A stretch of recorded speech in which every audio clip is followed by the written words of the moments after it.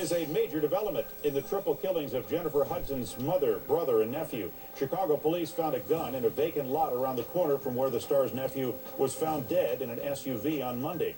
The weapon was rushed to the state crime lab for analysis to see if it is indeed the gun used to murder Jennifer Hudson's mother, brother, and 7-year-old nephew, Julian King. My son did not do this. William Balfour, the only man in custody, has refused to take a lie detector test. And you talked to your brother? At 2:13. How did he sound to you? He sounded perfectly fine. Nothing was wrong. Perfectly fine. He did not have anything to do with this. We're still waiting for some of the forensics to come back. I'm extremely confident that this case will be solved. Straight out to Mike Brooks trying to get an answer on the full rap sheet, including juvenile record on William Balfour, person of interest, apparently refusing to take a polygraph tonight. Brooks? He goes all the way back to 12 years old, Nancy. In 1996, he was arrested for possession of marijuana and criminal trespass to a vehicle. December 96, also again, possession of marijuana. Again, in December of 97, possession of marijuana. 1999, possession of a stolen vehicle, attempted first-degree murder.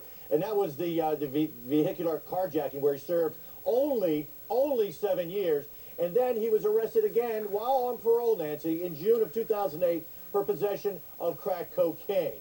And now a parole violation for not cooperating with the police. Because apparently what happened, Nancy, they brought him in. And I can tell you, Jody Weiss, who's the superintendent, former FBI, what they'll do is they'll bring him in, said, okay, well, let's discover what happened and tell us what happened. So he talked to him, and then they'll stop him because it's the same kind of thing I used to use as an investigative tool. Say, well, look, let's clear all this up. Why don't we take a polygraph? And that's when I'm hearing, Nancy, that he decided to stop cooperating with police and refused to take a polygraph and hasn't talked ever since. Back to CNN correspondent Susan Rosen standing by there in Chicago.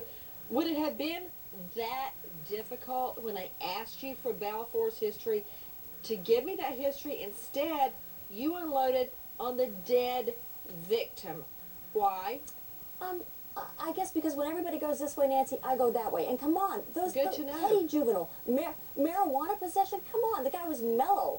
That doesn't prove anything. He had a couple of marijuana possessions. I am not impressed with that, Nancy. It's a crime. Yeah, I know, but let's talk about the other possibilities. What if it's the wrong guy? Look, I'm not saying he's responsible for this because likely if he were responsible, either A, that have already charged him that have fingerprints off the scene, or B, they are waiting to find out if there's an accomplice, and once they get the accomplice, get them both. So I don't know what the police thinking right now, but I do know that you hedged on the answer and instead attacked the victim. I don't care what the victim's record is, except that you make a valid point if it is linked in any way to this shooting. If his criminal enterprise somehow is linked to the shooting, the only reason I would care about it to Eleanor Dixon is it will help me figure out who the killer is. Weigh in. Exactly. You want to sometimes look at the victim's criminal record to see who he associates with, and maybe some of, if he in fact does have a record. But what's interesting about this defendant, and the defense attorneys can poo-poo this all they want, but it's an escalating pattern of behavior with him. He starts out with a criminal trespass and some drugs. The next thing you know, it's a carjacking and cocaine. That's pretty bad, Nancy. To Susan Rosen, Susan, I understand that other evidence was also found in the vacant lot, not just the weapon? The police had small bits, Nancy, but they didn't elaborate on that. But listen, small bits of what?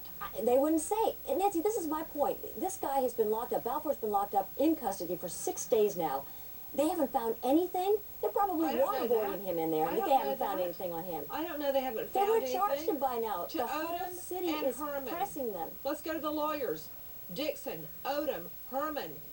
That doesn't mean anything that there's not a charge yet, Richard Herman. They could be playing with him like a cat and a rat. They violated him for failing to attend an anger management order. I mean, that's ridiculous. He was caught so what? He was caught with cocaine, what, a couple years ago? They didn't violate him for that? No, it's actually in June. They're putting him in the frying pan. They're trying to get a confession out of him. They don't Maybe I'm the one that's crazy tonight, but my question was to you, Peter Odom. Let me give you a stab at it. Just, just give me a try, all right? Just try.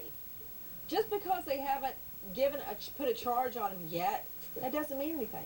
Well, the police have announced that they have him as the only suspect, the only Yes. person of interest. Person of But if interest. they're doing their job, they will be looking at everything, including the gang affiliations of the victim, to look for other suspects. That's what good police officers do.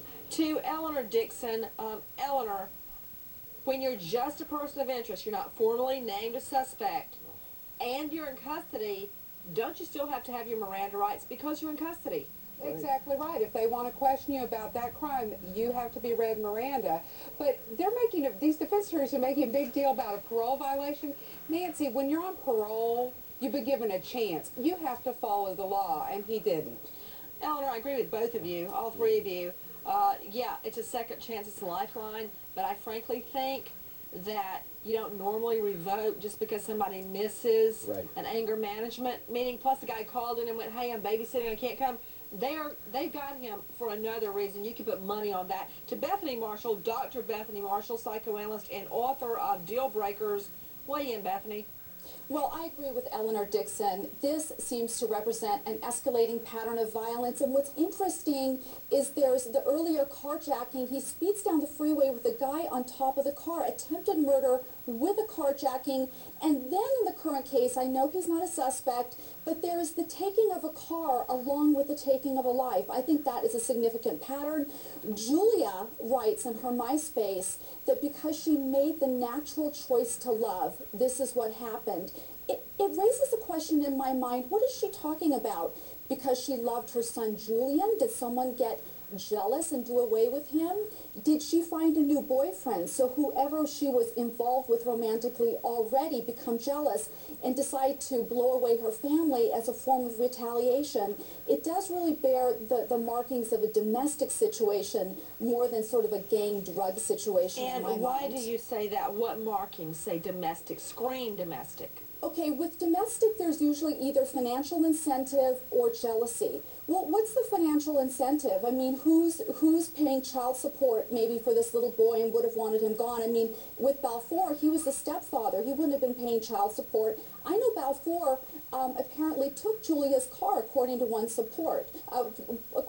report. So, you know, he already had what he wanted from her. But jealousy, if she had another boyfriend, that could have been a motivation. With me right now, John Peter Lewis, American Idol finalist, a dear friend of Jennifer Hudson. He toured with Hudson after Idol. I've got to find out what you learned about her as a person on tour. That's a kind of circumstance where you learn a lot about other people. She was always really, really sweet to me. You know, I mean, she was sweet to everybody around us. She was really hardworking.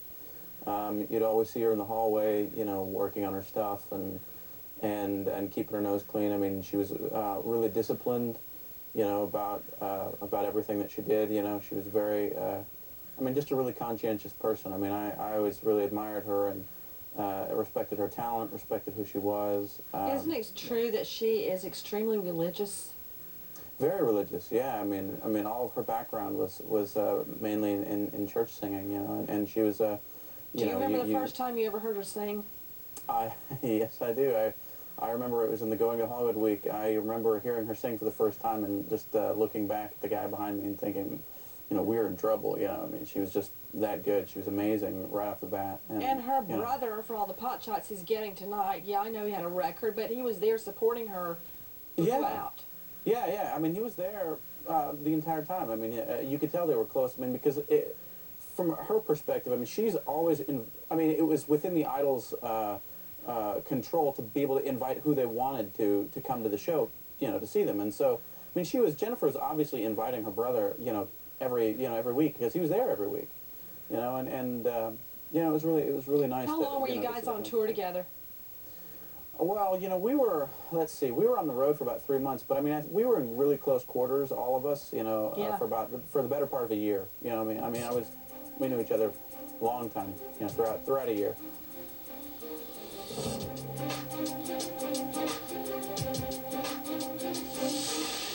A probationary police officer located a weapon in the vacant lot behind us. The weapon was located in some thick shrubbery and was immediately cordoned off and recovered by the crime lab. That weapon will be sent to the Illinois State Police Crime Lab for further testing.